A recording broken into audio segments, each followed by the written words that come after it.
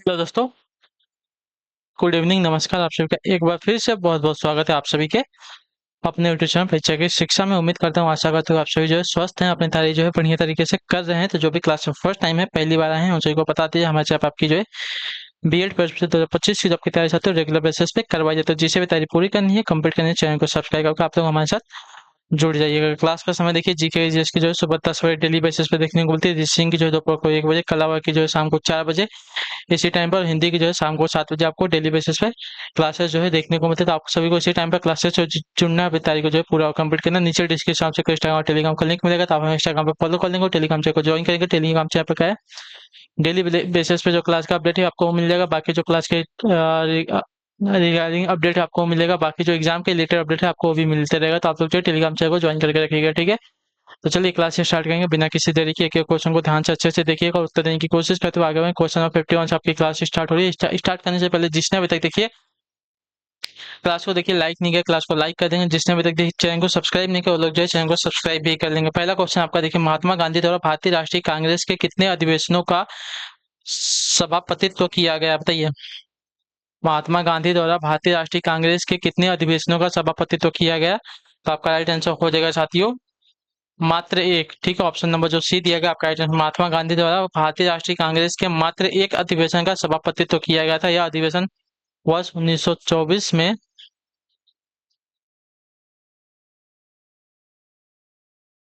बेलगांव में हुआ था, ठीक है। चलिए अगले क्वेश्चन की तरफ बढ़ेंगे। 52, उत्तर प्रदेश का प्रथम राज्यपाल इनमें से कौन था, बताइए।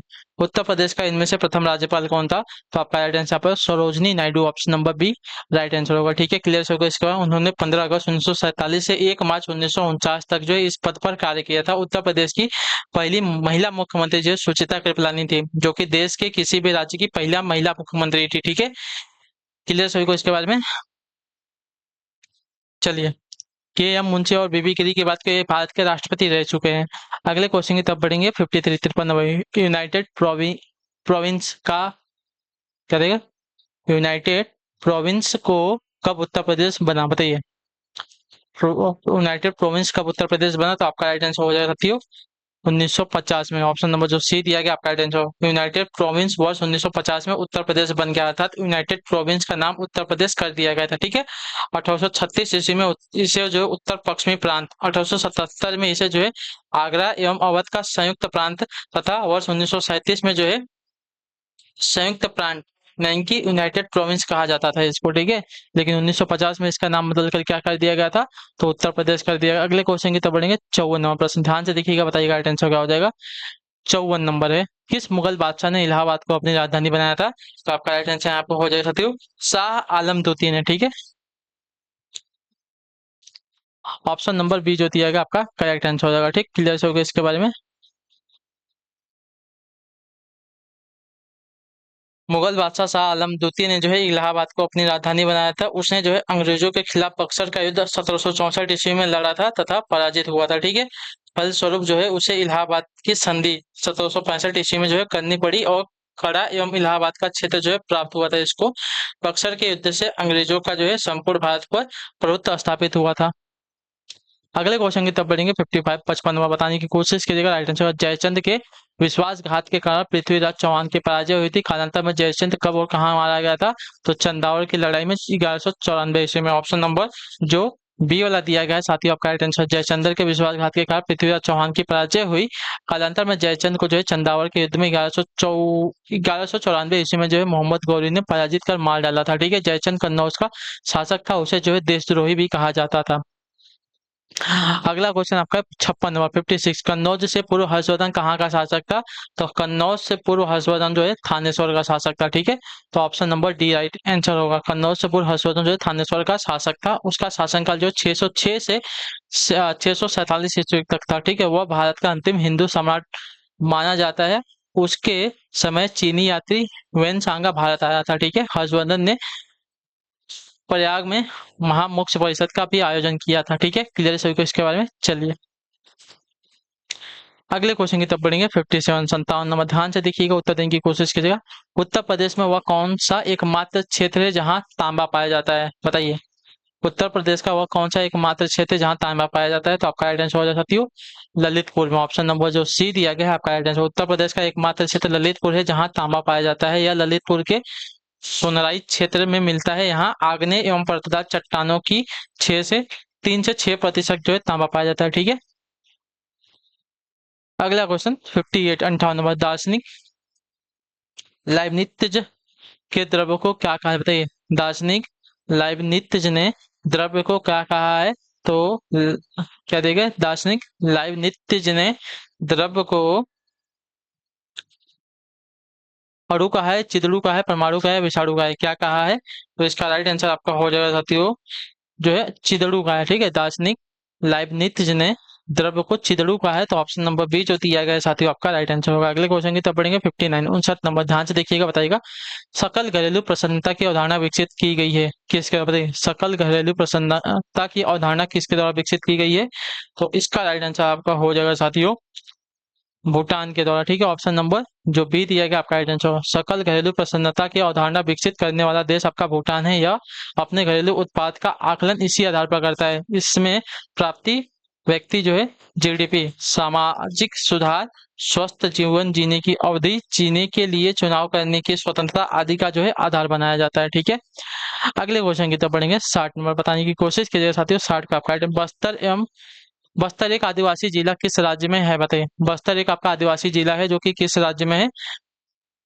तो आपका राइट आंसर होगा छत्तीसगढ़ राज्य। ऑप्शन नंबर बी आपका राइट आंसर होगा। ठीक है, छत्तीसगढ़ के निर्माण से पूर्व जो है मध्य प्रदेश में स्थित था। ठीक है, याद रखिएगा छत्तीसगढ़ के निर्माण से पहले जो आपका बस्तर था आपका किसका हिस्सा था? मध्य प्रदेश था। ठीक है, छत्तीसगढ़ राज्य का निर्माण आपका वर्ष 2000 में हुआ है।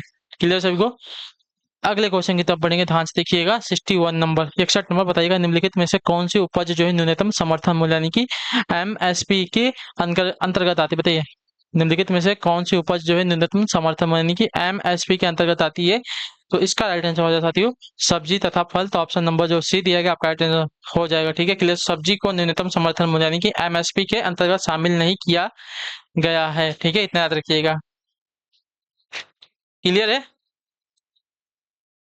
अर्थात इनका एमएसपी घोषित नहीं होता है। तंबाकू, धान, पटसन, कोपरा, गेहूं, ज्वार, बाजरा इत्यादि फसलों का जो है न्यूनतम समर्थन मूल्य घोषित किया जाता है, लेकिन सब्जी और फल का जो है न्यूनतम समर्थन मूल्य यानी कि एमएसपी घोषित नहीं किया जाता। अगले क्वेश्चन की तरफ बढ़ेंगे, आपका 62वां प्रश्न, ध्यान से देखिएगा हाथ से मैल उठाने के कार्य को भारत में कब से प्रतिबंधित किया गया है? तो इसका राइट आंसर हो जाएगा साथियों वर्ष 1993 से। ऑप्शन नंबर जो डी दिया गया आपका राइट आंसर, हाथ से मैल उठाने के कार्य को जो है भारत में वर्ष 1993 से प्रतिबंधित किया गया है। यह प्रतिबंध हाथ से मैल उठाने तथा सूखा लेट्रिन बनाने अधिनियम 1993 के तहत लाया गया था। वर्ष 2011 की जनगणना के अनुसार भारत में 1,80,000 परिवार हाथ से जो है मैल उठाने का कार्य करने में जो है लगे हुए थे। इस दृष्टि से महाराष्ट्र राज्य जो है पहले पायदान पर था। ठीक है, अगले क्वेश्चन की तरफ बढ़ेंगे 63 नंबर, भारत विश्व का विशालतम लोकतांत्रिक प्रजातंत्र है, इसकी प्रथम लोकसभा कब आयोजित की गई थी? बताइए, भारत जो है विश्व का विशालतम लोकतांत्रिक प्रजातंत्र है, इसकी प्रथम लोकसभा कब आयोजित की गई थी? तो इसका राइट आंसर हो जाएगा 13 मई 1952 को। तो ऑप्शन नंबर जो सी दिया गया है करेक्ट आंसर हो जाएगा। ठीक है, प्रथम लोकसभा के अध्यक्ष आपके गणेश वासुदेव मावलंकर थे। ठीक है, इतने याद रखिएगा।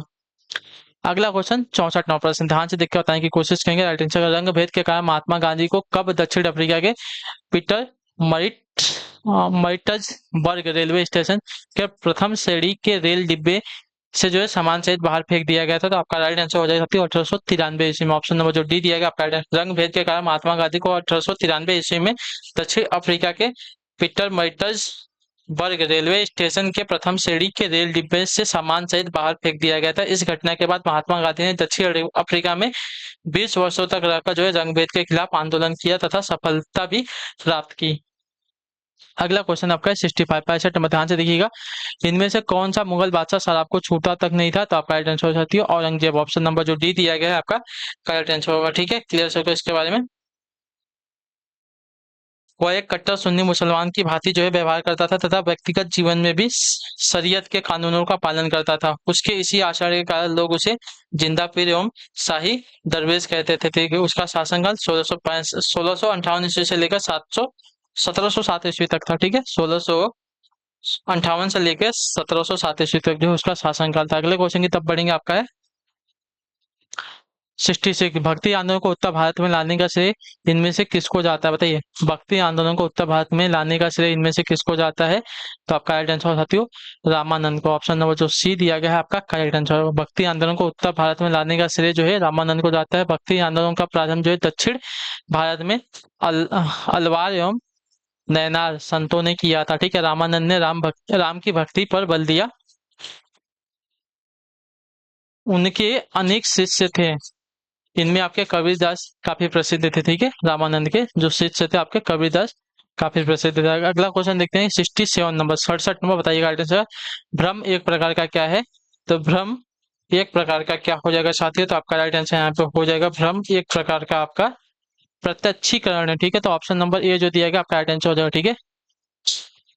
भ्रम एक प्रकार का प्रत्यक्षीकरण है, ठीक, क्लियर है। चलिए अगले क्वेश्चन की तरफ बढ़ेंगे 68, 68 नंबर, बताएंगे की कोशिश कीजिएगा राइट आंसर के बाद। निम्नलिखित विकल्पों में से कौन सा सही ढंग से ग्रहों को उनके आकार के आरोही क्रम में दर्शाता है, तो देखिए यूरेनस, पृथ्वी, मंगल और बुध, ठीक है। तो ऑप्शन नंबर जो सी दिया गया आपका राइट आंसर। दिए गए ग्रहों को उनके आकार में आरोही क्रम में इस प्रकार कहा जाता है, यूरेनस, पृथ्वी, ठीक है। क्या दिया, यूरेनस, पृथ्वी, मंगल और बुध। सौर मंडल में कुल अपने 8 ग्रह है।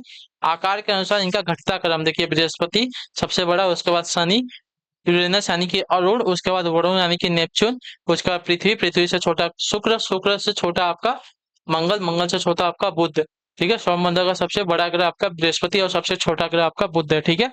चलिए अगले क्वेश्चन की तब बढ़ेंगे, आपका है 69 मतलब नंबर, निम्नलिखित में से किस सागर का जल आपका सर्वाधिक खारा है, तो आपका राइट आंसर होता है मृत सागर का। ऑप्शन नंबर जो डी दिया गया आपका राइट आंसर हो जाएगा, ठीक है। इसकी लवणता की बात करें तो 238% तक है इसकी लवणता, ठीक है। वैसे भी इसमें सर्वाधिक खारी झील तुर्की की वान झील है, ठीक है, इतना याद रखिएगा। सागर में अगर पूछेगा तो मृत सागर, झील में पूछेगा तो आपका वान झील हो जाएगा, ठीक है। वान झील की लवणता अगर देखा जाएगा, वान झील की लवणता आपकी 330% है, ठीक है, क्लियर से को। समुद्री जल की औसत लवणता आपकी 35,000 होती है, ठीक है। चलिए अगले क्वेश्चन की तरफ बढ़ेंगे 70 नंबर।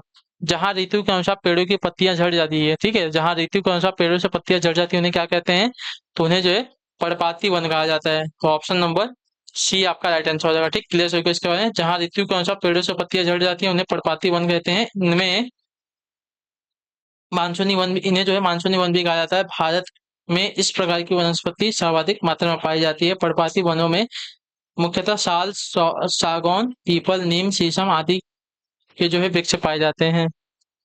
अगला क्वेश्चन आपका है 71 नंबर प्रश्न, ध्यान से देखकर उत्तर देने की कोशिश करें। 71 पैटर्न से संविधान के किस अनुच्छेद का अर्थ यह भी है कि भारतीय नागरिक अथवा दूसरे किसी भी व्यक्ति के साथ भिन्न भिन्न परिस्थितियों में भिन्न भिन्न तरीके से बर्ताव किया जाएगा, बताइए। भारतीय संविधान के किस अनुच्छेद का अर्थ यह भी है कि भारतीय नागरिक अथवा दूसरे किसी भी व्यक्ति के साथ भिन्न भिन्न परिस्थितियों में भिन्न भिन्न तरीके से बर्ताव किया जाएगा, तो आपका राइट आंसर हो जा सकते हैं अनुच्छेद 14 में विधि के समक्ष समता के अधिकार में यह कहा गया है, ठीक है। क्लियर को भारतीय संविधान का अनुच्छेद 14 विधि के समक्ष समता का अर्थ यह भी है कि भारतीय नागरिक अथवा दूसरे किसी भी व्यक्ति के साथ जो है भिन्न भिन्न परिस्थितियों में भिन्न भिन्न तरीके से बर्ताव किया जाएगा। जैसे किसी बालक या बालिका के साथ किसी वयस्क पुरुष या स्त्री जैसा व्यवहार नहीं किया जाएगा, उनके साथ जो है कुछ नरमी बरती जा सकती है। अगले क्वेश्चन की तरफ बढ़ेंगे 72 72वां प्रश्न, ध्यान से देख के उत्तर देने की कोशिश है। राष्ट्रपति द्वारा प्रख्यापित अध्यादेशों के संदर्भ में निम्नलिखित में से कौन सा सही है, ठीक है। तो यहाँ पे जो दिया गया है,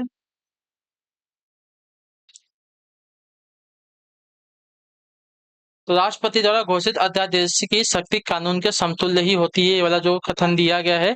राष्ट्रपति के द्वारा प्रख्यापित अध्यादेशों के संदर्भ में पहला कथन आपका यहाँ पर सही हो जाएगा, ठीक है। राष्ट्रपति द्वारा घोषित अध्यादेश यानी कि अनुच्छेद 123 के संदर्भ में दिया गया कथन एक जो है ये जो है आपका सत्य है, ठीक है, क्योंकि राष्ट्रपति द्वारा घोषित अध्यादेश की शक्ति जो है कानून के समतुलन के समान ही होती है। कथन बी आपका गलत है, क्योंकि संसद के दोबारा बैठने पर बैठक की तारीख से 6 सप्ताह के बाद जो है अध्यादेश निष्क्रिय हो जाता है, न कि 3 सप्ताह के बाद, ठीक है, क्लियर है।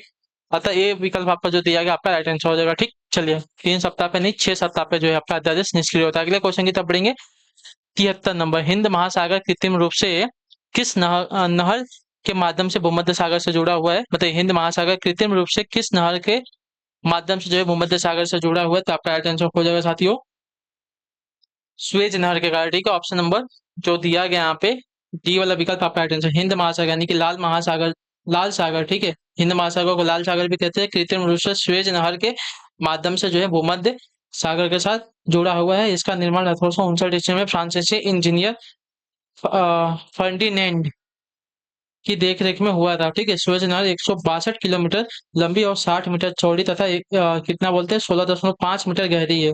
1869 ईस्वी में यह नगर जो है यातायात के लिए खोली गई थी। ठीक है, अगले क्वेश्चन की तरफ बढ़ते 74 नंबर। राज्य के नीति निर्देशक सिद्धांत संविधान के भाग 4 में रिक्त स्थान में निहित है। कहां से कहां तक निहित है? तो आपका राइट आंसर हो जाएगा साथियों अनुच्छेद 36 से लेके 51 तक निहित है। ऑप्शन नंबर जो डी दिया गया आपका राइट आंसर होगा। ठीक है, राज्य के नीति निर्देशक सिद्धांत जो है संविधान के भाग 4 के अनुच्छेद 36 से अनुच्छेद 51 तक जो है निहित यानी कि वर्णित है। इसके माध्यम से राज्यों को जो है लोक कल्याणकारी कार्य करने का निर्देश दिया गया है। इन्हें जो है न्यायालय द्वारा लागू नहीं कराया जा सकता है। अगला क्वेश्चन 75 नंबर प्रश्न, आखिरी क्वेश्चन है। गरीबी रेखा के नीचे के लोगों का अनुपात, गरीबी रेखा के नीचे के लोगों का अनुपात, गरीबी रेखा के नीचे के लोगों का अनुपात रिक्त स्थान के द्वारा अनुमानित किया जाता है। तो आपका राइट आंसर क्या हो जाएगा साथियों? गरीबी रेखा से नीचे के लोगों का अनुपात रिक्त स्थान अनुमानित किया जा सकता है। कैसे किया जा सकता है? तो आपका राइट आंसर हो जाएगा साथियों यहाँ पे लोगों की संख्या के अनुपात द्वारा अनुमानित किया जा सकता है। ठीक है, तो आपका राइट आंसर हो जाएगा साथियों ऑप्शन नंबर ए। गरीबी रेखा से नीचे के लोगों का अनुपात जो है लोगों की संख्या के अनुपात द्वारा अनुमानित किया जाता है। भारत में गरीबी रेखा का अनुपात आपका 32.7% है 2010 में। ठीक है, जो प्रतिदिन 1.25 US डॉलर नहीं कमा पाते हैं। छत्तीसगढ़ एवं उड़ीसा सर्वाधिक गरीब राज्य है यहाँ पे। ठीक है, क्लियर है? चलिए, तो इसी के साथ जो आपकी क्लास है आज की यहाँ पे पूरी हो गई, कंप्लीट हो गई। आई होप कि आपकी जो क्लासेस आती है अच्छी लगी क्लास को लाइक करिए, चैनल पे पहली बार चैनल को जो है सब्सक्राइब कर दीजिएगा और जो है अपना जो फीडबैक है क्लास के बारे में नीचे कमेंट में बता दिए। तो हम आपसे मिलेंगे आपकी अगली क्लास में, तब तक के लिए टाटा बाय बाय, जय हिंद, जय बात। आपसे क्लास से जुड़ने के लिए बहुत बहुत ही धन्यवाद साथियों।